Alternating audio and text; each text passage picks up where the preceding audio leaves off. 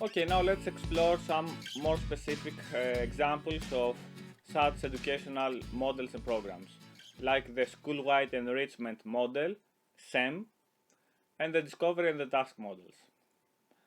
Rensul and Rice 2010 said, every child is special if we create conditions in which that child can be a specialist within a specialty group. The SEM is influenced by the works of philosophers, theorists, and researchers such as Jean Piaget, Jerome Bruner, and John Dewey. It incorporates important elements such as acceleration, cognitive apprenticeships, mentorships, situate learning, and others. The SEM defines gifted behaviors rather than gifted individuals. As Renzulli and Rice claim, gifted behavior consists of behaviors that reflect an interaction among three basic clusters of human traits: above average ability, high levels of task commitment, and high levels of creativity. And they also mention that those possessing or capable of developing this composite set of traits, etc. There is no reference to any exclusive pre-established capacities, as is made clear by the second part of the abstract. It's all about a composite set of traits. An important part of the SEM is the enrichment triad model, as shown in the figure. Type 1 activities seek to enrich the learning environment.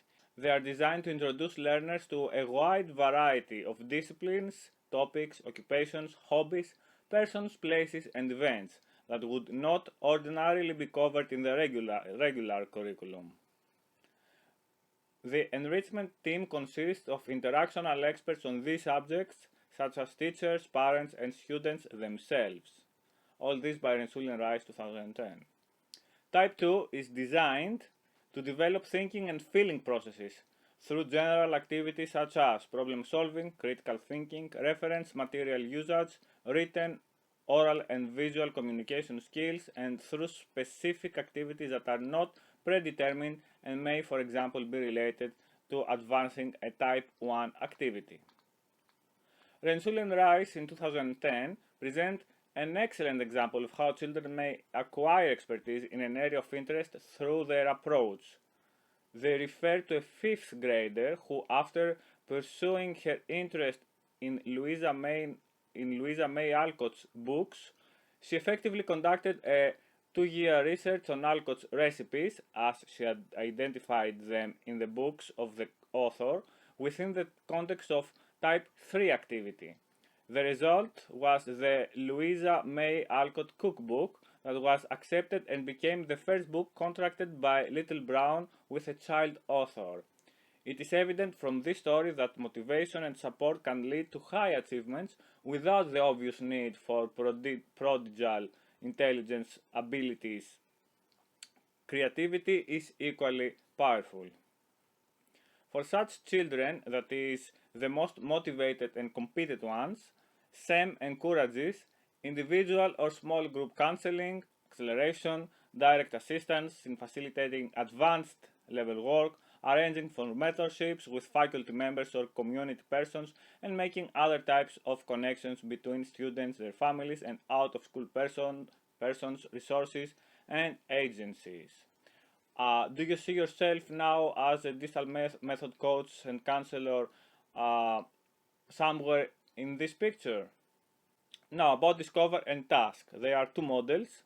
Discover stands for discovering strengths and capabilities while observing varied ethnic responses, developed by June Maker. And Task stands for thinking actively in a social context, developed by Bell Wallace. The models share many common characteristics with SEM, we just saw, and apart from the main purpose of making schools more smart, that is, informed, energetic, thoughtful, and engaging children in active thinking, Discover and Task models aspire to improve the identification of teaching of gifted minority students despite cultural, linguistic, economic, and disability restrictions. More information about that in Wallace and Maker 2009, Davis 2009. A characteristic example is that in one study, Discover program identified as gifted a full 23% of 257 Navajo and Mexican American children, as is mentioned in Davis 2009. An outline of the task model is presented in this figure. Finally, let's see some things about physical practice and higher cognition. Many researchers have identified a discrete body or bodily intelligence, see for example movement somatic abilities in Wallace and Maker 2009, or body kinesthetic intelligence in Gardner and Hatch 2007. Even though there is a strong case against the transfer of competency between discrete abilities already from 1905, when Thorndike published his first study on the matter about the transferability of excellence in Latin to other domains, there are cases where abilities do transfer, or more importantly, and for the current discussion, there are abilities or intelligences that affect each other and even are interconnected. See also Schwarzenheiser 2006. Especially when they are taught with exactly this purpose in mind, I would add. High cognition is important for sport performance. This is also what Hodges et al. 2006 and Janil and Hillman 2003 support. Can the opposite be the case? Can bodily intelligence positively affect cognition? The eminent Japanese educator of the previous century, Jigoro Kano, developed judo out of his study of a style of jujutsu, Kitoryu. His goals for the children of Japan were 1. To develop minds, bodies, and spirits in equal proportion. 2. Increase patriotism and loyalty, especially to the emperor. 3. Teach public morality. And 4. Increase physical strength and stamina, especially for the purpose of making young men more fit for military service. I cite, of course, Kano from Wikipedia. These are his words. And the means to achieve all this was none other than judo. Despite the loyalty to the emperor and the fitness for military service, it is clear that Kano conceived judo mainly as a way to improve cognition and ethics. This is evident from his 1915 definition of judo. Judo is the way of the highest or most efficient use of both physical and mental energy. Through training in the attack and defense techniques of judo, the practitioner nurtures their physical and mental strength and gradually embodies the essence of the way of judo.